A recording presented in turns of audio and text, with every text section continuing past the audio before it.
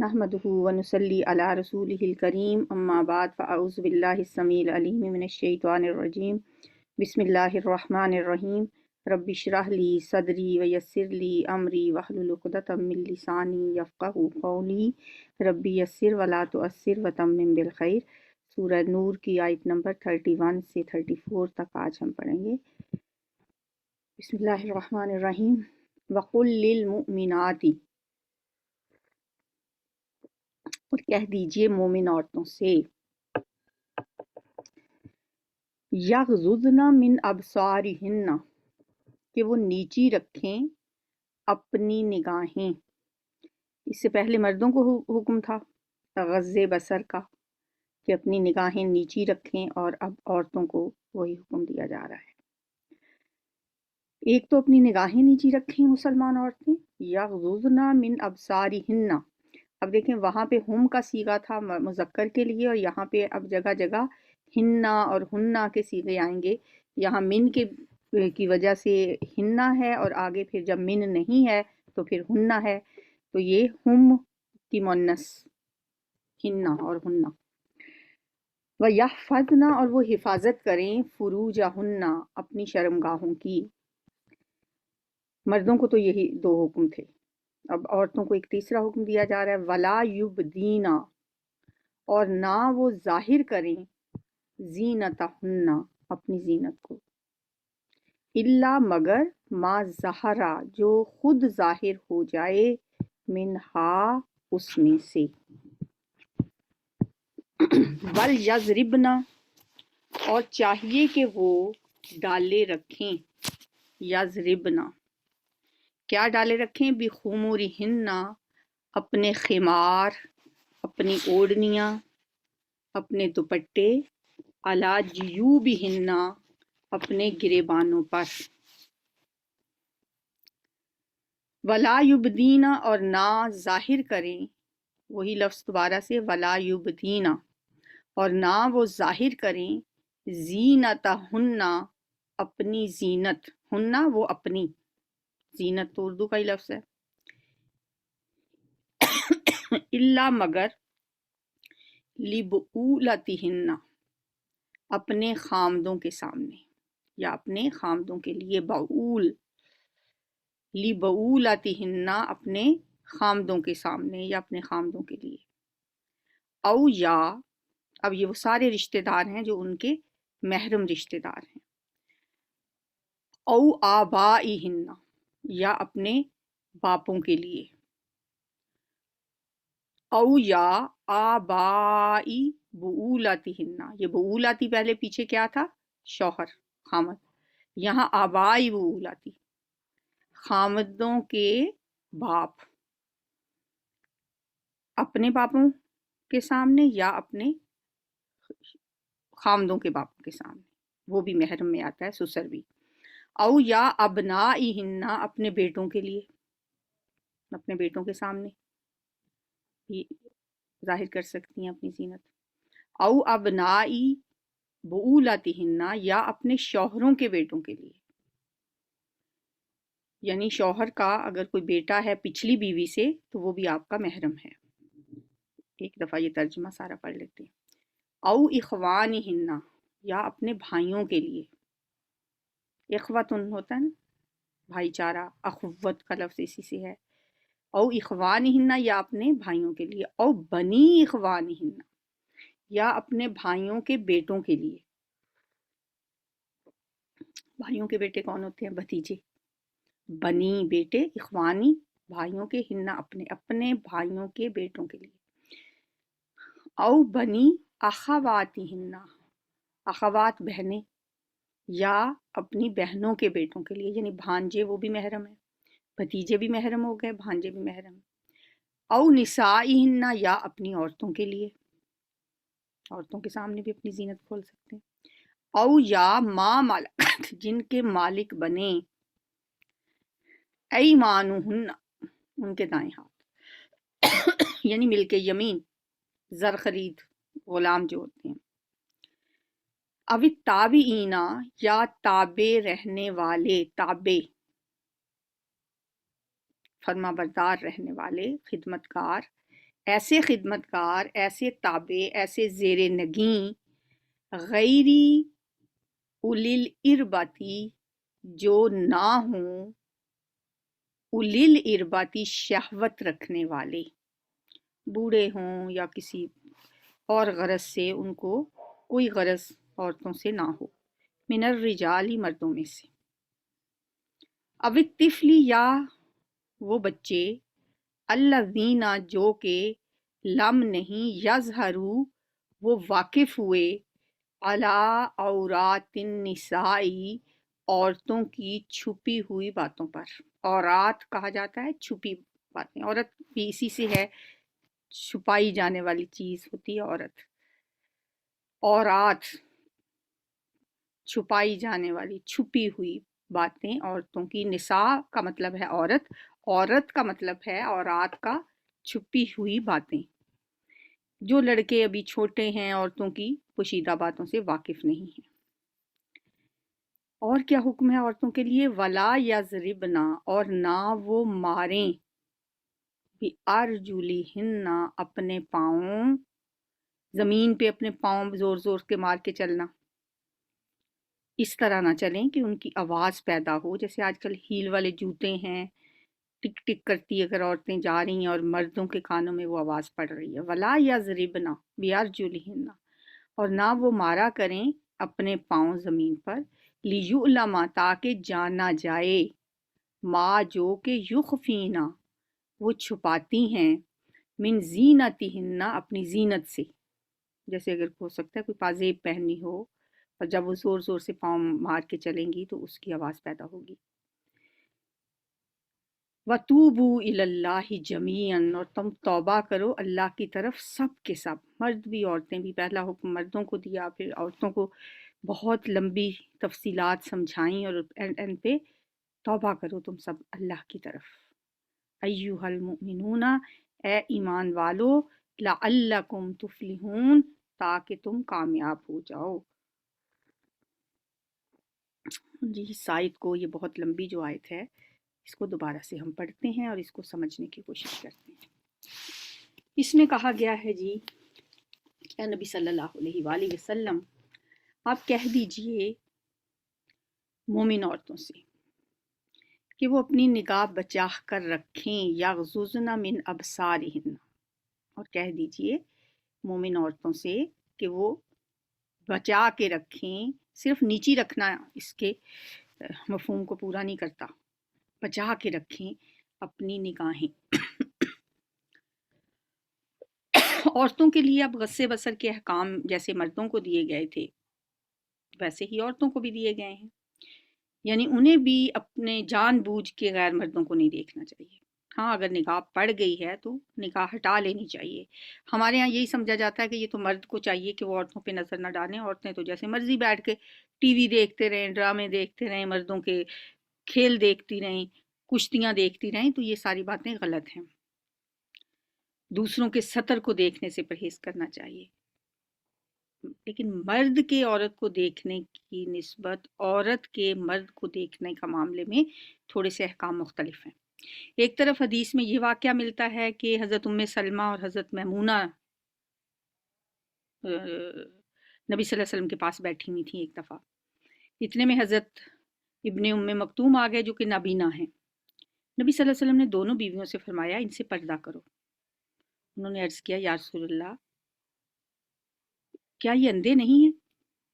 یہ تو ہمیں دیکھ نہیں سکتے، نہ پہچانیں گے۔ فرمایا کیا تم دونوں بھی اندھی ہو؟ کیا تم انہیں دیکھ نہیں سکتی؟ حضرت ام سلمہ فرماتی ہیں کہ یہ واقعہ اس زمانے کا ہے جب پردے کا حکم آ چکا تھا، اور اس کی تائید موطا کی ایک روایت ہے، اس سے بھی ہوتی ہے کہ حضرت عائشہ صدیقہ کے پاس ایک نابینا آیا تو انہوں نے اس سے پردہ کیا۔ جب ان سے کہا گیا کہ آپ اس سے پردہ کیوں کرتی ہیں، یہ تو آپ کو نہیں دیکھ سکتے، جواب میں ام المومنین نے فرمایا لاکنی انظر الی، میں تو اسے دیکھتی ہوں۔ تو اس سے پتہ چلا کہ عورتوں کو بھی مردوں کی طرف نہیں دیکھنا چاہیے۔ دوسری طرف ہمیں حضرت عائشہ کی ایک یہ روایت بھی ملتی ہے جو 7 ہجری میں حبشیوں کا وفد مدینے میں آیا تھا اور اس نے مسجد نبوی کے احاطے میں ایک تماشا کیا تھا۔ नबी सल्लल्लाहु अलैहि वसल्लम ने खुद हज़रत आयशा को ये तमाशा दिखाया। अब इससे वो जो नरमी वाला पहलू हमें नज़र आ रहा है। तीसरी तरफ हम देखते हैं कि फ़ातिमा बिनते कैस को जब उनके शौहर ने तलाक दे दी तो सवाल पैदा हुआ कि वो इद्दत कहाँ गुजारे। पहले हुज़ूर सल्लल्लाहु अलैहि वसल्लम ने फरमाया तुम उम्मे शरीक के यहाँ रह लो, फिर फरमाया नहीं, उनके यहाँ तो मेरे सहाबा बहुत जाते रहते हैं क्योंकि वो एक बड़ी मालदार खातून हैं, बकसरत लोग उनके यहाँ मेहमान रहते हैं और उनकी वो ज़ियाफ़त करती थी, लिहाजा तुम उनके यहाँ ना अपनी इद्दत गुजारो बल्कि तुम इब्ने उम्मे मक्तूम के यहाँ रहो, वो अंधे आदमी हैं, तुम उनके यहाँ बेतकल्लुफ़ रह सकोगी। अब इससे क्या पता चलता है कि यहाँ पे नबी सल्लल्लाहु अलैहि वसल्लम ने उनको इजाज़त दे दी, वो अंधे हैं लेकिन ये तो उनको देखेंगी। इन सारी रवायात को अगर हम जमा करें तो नतीजा क्या निकलता है कि औरतों के मर्दों को देखने के मामले में इतनी सख्ती नहीं है जितनी मर्दों के औरतों को देखने के मामले में। हाँ, एक मजलिस में आमने सामने बैठकर देखना मना है, लेकिन रास्ता चलते हुए दूर से कहीं कोई नज़र पड़ जाए तो मर्दों पर निगाह पड़ना ममनू नहीं है। और हकीकी ज़रूरत अगर पेश आ जाए तो जैसे एक ही घर में रहते हुए फिर नज़र पड़ती है तो इसमें भी मज़ाइका नहीं है। तो आगे चलते हैं जी।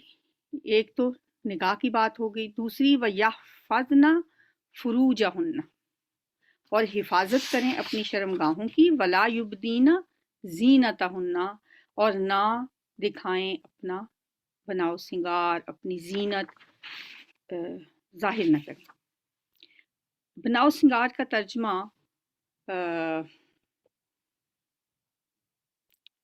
जीनत किया जाता है, आराइश भी होता है इसके लिए। तीन चीज़ों पर इसका इतलाक होता है, एक तो खूबसूरत कपड़े, दूसरे ज़ेवरात, और तीसरे जो सर, मुंह और हाथ पाँव वगैरह की जो मुख्तलिफ आराइशें हैं वो सारी इसमें आती हैं, जो आमतौर पर औरतें किया करती हैं। तो ये दो चीज़ें तो ऊपर वाली हो गई जो मर्दों के लिए भी थी कि वो नज़र बचाएं और शर्मगाहों की हिफाजत करें। औरतों से ये तीसरा मुतालबा भी है,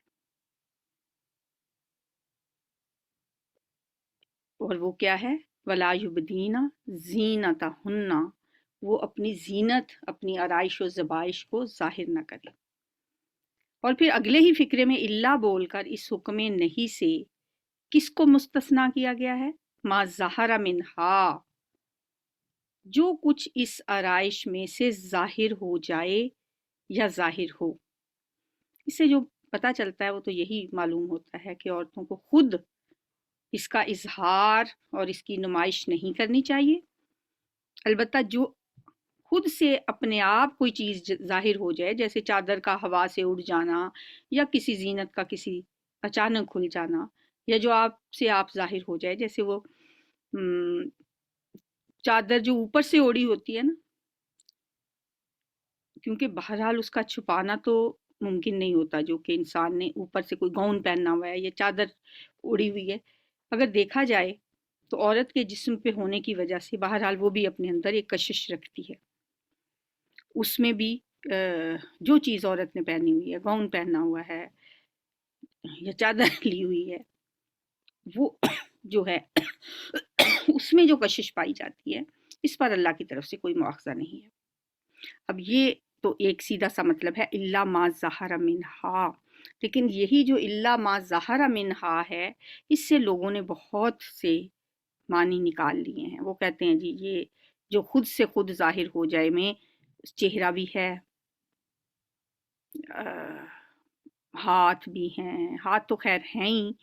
उलमा कहते हैं कि इससे इल्ला मा ज़हरा मिनहा, खुद ब खुद जो चीज़ ज़ाहिर होती है वो तो बस हाथ हैं बाहर रहेंगे, या थोड़े बहुत पाँव जो नज़र आएंगे, या जो जीनत उस चादर के ऊपर है जो उसने ली हुई है, या इसका मतलब है जो खुद ब खुद ज़ाहिर हो जाए, ठीक है, जिसे आदतन इंसान ज़ाहिर करता है। और वो जो लोग इसमें मुंह और हाथों को और हाथों की भी तमाम आराइशों समेत हर चीज़ को शामिल कर देते हैं, यानी उनके नज़दीक ये जायज़ है कि औरत अपने मुंह को और अपने हाथों को चूड़ियों समेत, अंगूठियों समेत, कंगन वगैरह से آراستہ کر کے لوگوں کے سامنے کھولے۔ تو یہ جو ہے یہ بہت آگے نکلنے والی بات ہے۔ میرا خیال ہے کہ ہمیں اس آیت کا یہ مطلب نہیں لینا چاہیے۔ اور حنفی مسلک کے ایک اچھے خاصے گروہ نے اس بات کو قبول کیا ہے۔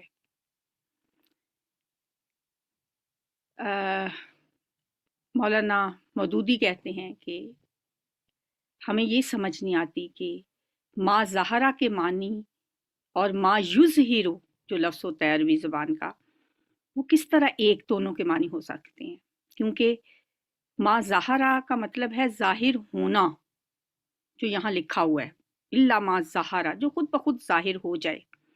تو انہوں نے اس کا مطلب یہ لے لیا ما یظہرو، اس کا ترجمہ ہوتا ہے ظاہر کرنا۔ اب ان دونوں میں بہت فرق ہے، ٹھیک ہے؟ قرآن ظاہر کرنے سے روکتا ہے اور ظاہر ہونے کے معاملے میں رخصت دے رہا ہے، جو خود بخود چیز ظاہر ہو رہی ہے۔ تو اس لیے ہمیں اس کو اتنا ہی مطلب لینا چاہیے جو اس کا مطلب ہے۔ اب عہد نبوی میں دیکھیں، حکم حجاب جب آ گیا، پردے کا حکم، پھر عورتیں کھلے منہ تو نہیں پھرتی تھیں۔ حجاب کا حکم جو تھا اس میں منہ کا پردہ بھی شامل تھا، اور احرام کے علاوہ تمام حالتوں میں عورتیں نقاب کو لباس کا ایک لازمی جز سمجھتی تھیں۔ اور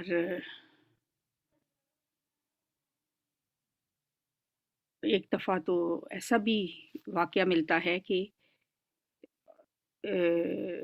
حج کے موقع پہ، حالانکہ حج کے موقع پہ جب آپ احرام کی حالت میں ہوں، منہ کو نہ چھپانا جائز ہے، لیکن ازواج مطہرات اونٹوں کے اوپر سوار تھیں، اور وہ فرماتی ہیں کہ ہم جا رہے ہوتے تھے، ہمارا منہ کھلا ہوا ہوتا تھا، لیکن جو ہی آگے سے کوئی مرد آتے تو ہم اپنا چہرہ اپنی چادر کے ساتھ چھپا لیتی تھی۔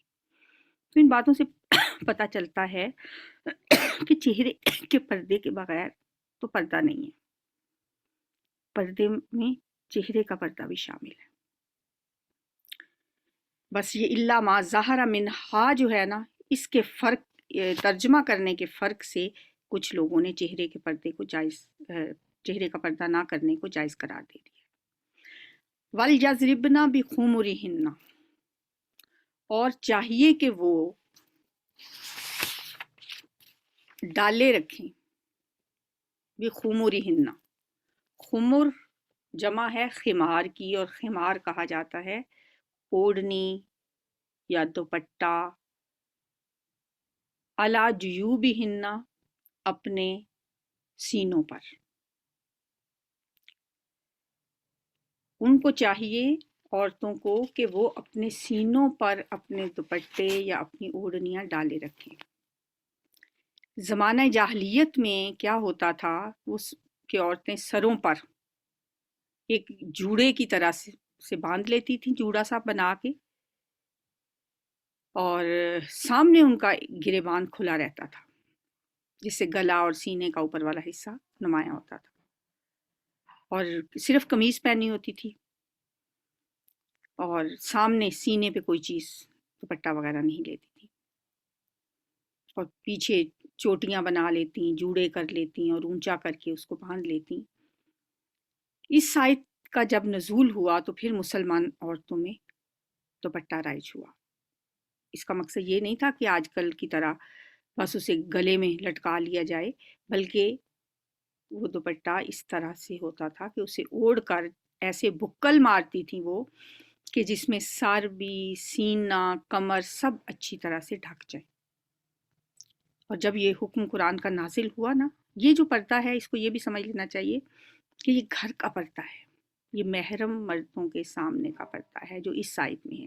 وَلْيَضْرِبْنَ بِخُمُرِهِنَّ عَلَى جُیوبِهِنَّ، انہیں چاہیے کہ اپنے خمار، اپنی اوڑھنیاں اپنے گریبانوں پر، اپنے سینوں پر ڈال لیں، اور علماء کہتے ہیں کہ اس طریقے سے ڈالیں کہ اس کو لپیٹ لیں، جس سے ان کا سر بھی، سینہ بھی، کمر بھی سب چھپ جائیں اچھی طرح۔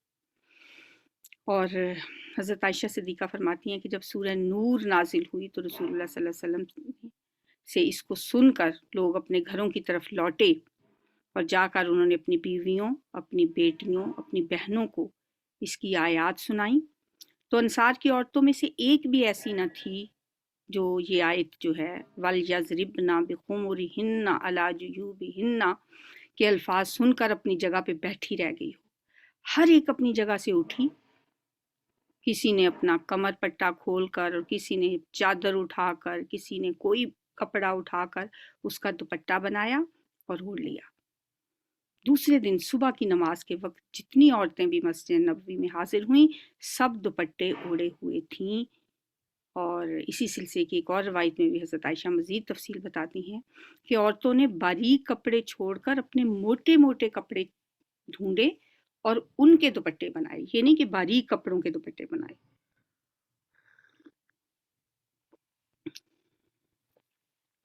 कपड़ा बारीक जो हो उसके दुपट्टे का तो कोई फ़ायदा ही नहीं होता।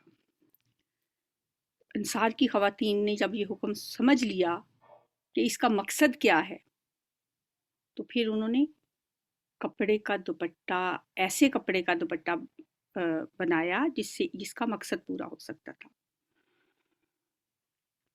आप सल्लल्लाहु अलैहि वसल्लम ने खुद भी इस बात को उन्हीं पे नहीं छोड़ दिया, बल्कि आपने इसकी वजाहत फरमा दी। दाहिया कल्बी कहते हैं कि नबी सल्लल्लाहु अलैहि वसल्लम के पास मिस्र की बनी हुई एक बारीक मलमल आई, आपने उसमें से एक टुकड़ा मुझे दिया, यानी हज़रत दाहिया कल्बी, और फरमाया कि एक हिस्सा फाड़कर अपना कुर्ता बना लेना और एक हिस्सा अपनी बीवी को दुपट्टा बनाने के लिए दे देना, मगर अपनी बीवी से कहना कि ये बारीक मलमल है, इसके नीचे एक और कपड़ा लगा लें ताकि जिस्म अंदर से नज़र ना आए। ये हैं हमारी शरीयत के अहकामात कि बारीक मलमल के कपड़े को भी आपने कहा कि ये बारीक मलमल है, इसका दुपट्टा बनाएं, लेकिन इसके नीचे कोई एक और कपड़ा भी लगा दें।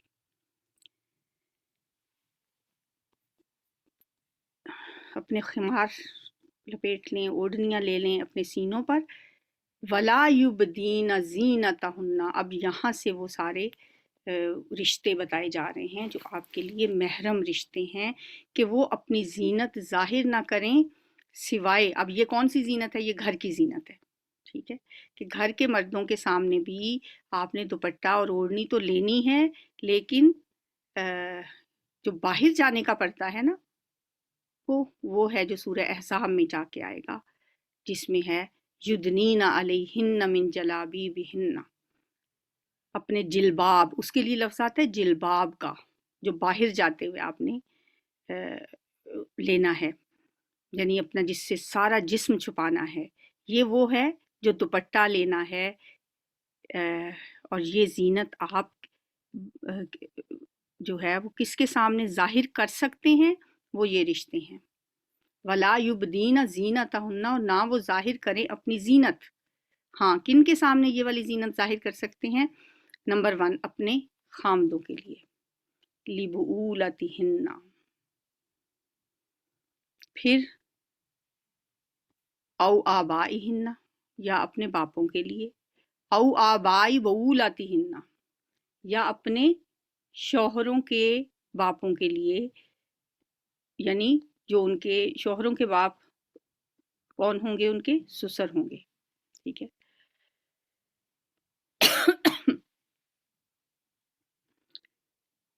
यानी लफ्ज़ तो आबा ही इस्तेमाल हुआ है ना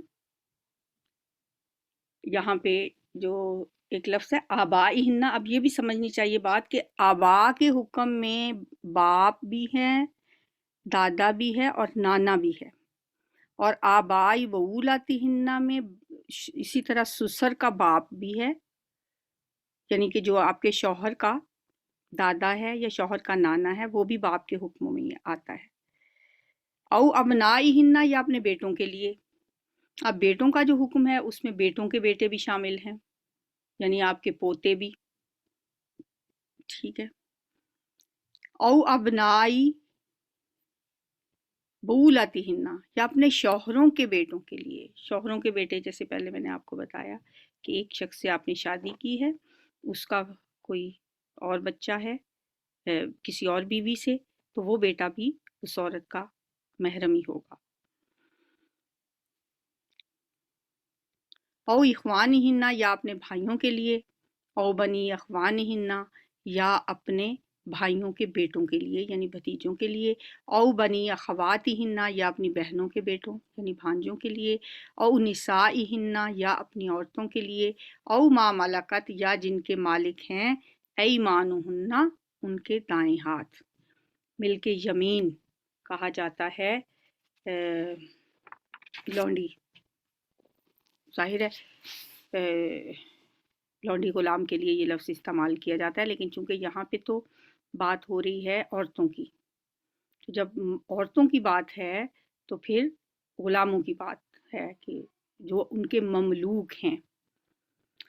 ममलूक कौन होता है, इसमें उलमा के दरमियान इख्तलाफ हुआ है। एक गिरोह इससे मुराद सिर्फ वो लेता है जो किसी औरत की मिल्क में लौंडियाँ हों, यानी वो कहते हैं कि यहाँ मिल्क यमीन का मतलब है कि अगर कोई लौंडी उसकी मिल्कियत में है, ख्वाह वो मुशरिक हो या अहले किताब हो या मुसलमान हो, जो भी हो, उसके सामने तो जीनत कर सकती है, लेकिन गुलाम चाहे वो औरत का अपना हो, उससे उसे पर्दा करना चाहिए। ये अब्दुल्लाह इब्न मसूद और कुछ और लोगों की राय है। और एक और कौल है जो इमाम शाफी का है, वो भी इसकी तायद में है, लेकिन एक दूसरा गिरोह जो है वो इससे मुराद लेता है कि जो गुलाम हैं उनके लिए इसको ख़ास करने की मतलब लौंडियों के साथ इसको ख़ास करने की कोई वजह नहीं है, बल्कि इससे मुराद गुलाम ही है। यानी औरत जो है उसके लिए उसका जो गुलाम है उससे उसको पर्दा नहीं करना। ठीक है, यानी इस दूसरे ग्रुप फिर क्या कहता है कि लौंडी और गुलाम दोनों इसमें शामिल हैं। हज़रत आयशा और उम्मे सलमा और बाज़ और लोगों का ख्याल है कि ये जो लफ्ज़ है ना, मा मलकत ऐमानुहुन्ना,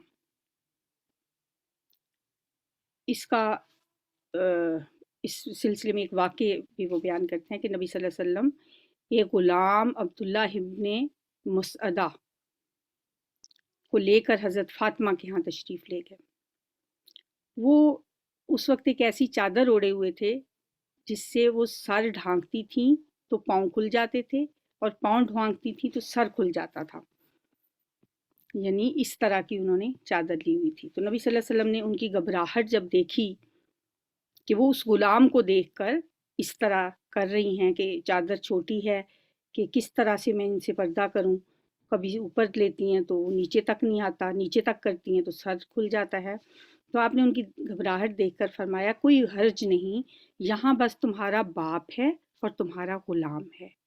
तो इस वाक़े से फिर क्या पता चला कि गुलाम जो है वो भी इसमें शामिल है कि उसके बारे में कोई हर्ज नहीं है। ठीक है जी, अब अगला है अव्वत ताबीना, ताबे रहने वाले खिदमतकार। ताबीना गैरी उलिल इरबाती मिनर रिजाल के जो अल्फाज हैं, इसका लफ्ज़ी तर्जमा होगा मर्दों में से वो मर्द जो ताबे हों, ख्वाहिश ना रखने वाले हों। ठीक है, ऐसे मर्द जो ताबे हों आपके और वो ख्वाहिश ना रखने वाले हों। इससे पता चलता है कि महरम मर्दों के सिवा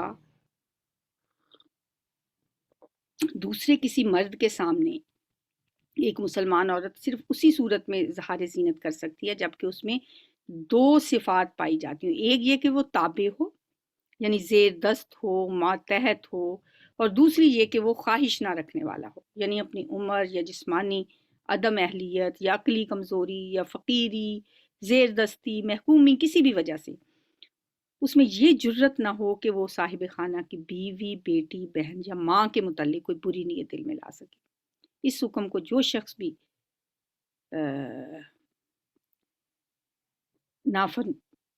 फर्मा बरदारी की नीयत से, ना कि नाफरमानी की गुंजाइश ढूंढने की नीयत से وہ پڑھے گا وہ پہلی نظر میں یہ محسوس کر لے گا کہ جو آج کل ہمارے ہاں ہوتے ہیں نا خان سامے اور بیرے اور دوسرے جوان جوان نوکر، تو وہ اس تعریف میں نہیں آتے.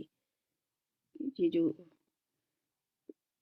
غیری اولی الاربۃ من الرجال ہے، اس کے ترجمے سے ہی ہمیں سمجھ آ جاتی ہے کہ وہ تابع ہوں اور وہ ان کے اندر کوئی خواہش ایسی نہ ہو. فقہا اس کی تفسیر کرتے ہیں، ابن عباس فرماتے ہیں کہ اس سے مراد ایسا سیدھا سادہ کوئی آدمی ہے جو بالکل عورتوں میں کوئی دلچسپی نہ رکھتا، بس ایسا دستے نگر آدمی جو پیٹ کی روٹی پانے کے لیے تمہارے ساتھ ہے اور عورتوں کی اسے کوئی طلب نہیں ہے.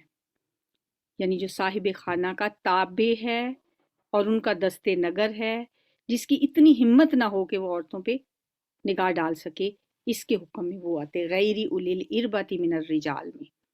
اب الطفلی یا وہ بچے، اللہ زینہ وہ جو لم یظہروا جو نہیں واقف ہوئے، علی عورات النساء عورتوں کی چھپی باتوں پر. اور کیا کریں عورتیں؟ ولا یضربن بارجلہن اور نہ وہ مارا کریں اپنے پاؤں، لیعلم تاکہ جانا جائے، ما یخفینا جو وہ چھپاتی ہیں، من زینتہن اپنی زینت میں سے، یعنی اپنی زینت کو چھپانے کے لیے اپنے جو کچھ بھی انہوں نے پہن رکھا ہے وہ ظاہر نہ ہو. یعنی زیوروں کی جھنکار، اس میں صرف زیوروں کی جھنکار بھی نہیں ہے بلکہ اس کے اندر وہ ساری چیزیں بھی شامل ہیں، جس طرح کے پرفیوم اگر کسی نے لگایا ہوا ہے تو اس لیے ہمیں بہت سی ایسی احادیث ملی ہیں کہ نبی صلی اللہ علیہ وسلم نے فرمایا کہ خوشبو لگا کر باہر نہیں نکلنا چاہیے عورتوں کو، تاکہ غیر محرموں تک ان کی خوشبو بھی نہ جائے. ایک مرتبہ ابو ہریرہ کی ایک روایت ہے کہ حضور صلی اللہ علیہ وسلم نے فرمایا اللہ کی بندیوں کو اللہ کی مسجدوں میں آنے سے نہ روکو مگر وہ خوشبو لگا کر نہ آئیں. تو یہ بھی اسی حکم میں آتے ہیں. وَتُوبُوا إِلَى اللَّهِ جَمِيعًا اور تم توبہ کرو اللہ کی طرف سب، أَيُّهَا الْمُؤْمِنُونَ اے مومنو، لَعَلَّكُمْ تُفْلِحُونَ تاکہ تم کامیاب ہو جاؤ. وَأَنكِحُوا الْأَيَامَ مِنكُمْ اور نکاح کرو بے نکاحوں کا، ایاما بے نکاحوں کا، منکم تم میں سے، چاہے وہ مرد ہیں یا عورت ہیں، وَالصَّالِحِينَ مِنْ عِبَادِكُمْ اور ان کا جو نیک ہیں تمہارے غلاموں میں سے، ان کا بھی نکاح کر دو. کیونکہ نکاح جو ہے نا یہ پاکیزگی آتی ہے اس سے. وَإِمَائِكُمْ اور اپنی لونڈیوں میں سے ان کا بھی نکاح کر دو. إِن يَكُونُوا فقراء اگر وہ ہوں گے محتاج یعنی فقیر، یغنہم اللہ تو غنی کر دے گا ان کو اللہ، من فضلہ ہی اپنے فضل سے. اس وجہ سے نکاح سے نہیں رکے رہنا چاہیے کہ کھائیں گے کیا. واللہ واسع علیم اور اللہ تعالیٰ وسعت والا بھی ہے اور خوب جاننے والا بھی ہے. وَلْيَسْتَعْفِفِ الَّذِينَ اور چاہیے کہ دامن بچائے رکھیں وہ لوگ، لا یجدون نکاحً جو نہیں پاتے نکاح کی طاقت، لا یجدون نہیں پاتے نکاحً نکاح کی طاقت، حتیٰ یہاں تک کہ یغنیہم اللہ غنی کر دے ان کو اللہ، من فضلہ ہی اپنے فضل سے. یعنی جو نکاح کی طاقت نہیں رکھتے وہ اپنا دامن کیسے بچائے رکھیں؟ نبی صلی اللہ علیہ وسلم نے فرمایا وہ کثرت سے روزے رکھا کریں. والذین یبتغون الکتاب اور وہ لوگ جو چاہتے ہیں مکاتبت یعنی آزادی کی تحریر، مما ان میں سے جو ملکت جن کے مالک ہوئے ہیں، ایمانکم تمہارے دائیں ہاتھ، فکاتبوہن تو لکھ کر دے دو ان کو، یعنی مکاتبت کر لو ان کو ان سے، یعنی لکھ کر دے دو ان کو، فکاتبوہن مکاتبت کر لو ان سے. اس کا مطلب فقہا کہتے ہیں کہ جب کوئی لونڈی یا غلام مکاتبت کی درخواست کرے تو مالک پر اس کا قبول کرنا واجب ہے. ایک گروہ تو یہ کہتا ہے، دوسرا گروہ کہتا ہے کہ یہ واجب نہیں ہے بلکہ یہ مستحب ہے کہ وہ اس کی بات مان لیں اور اس سے مکاتبت کر لیں.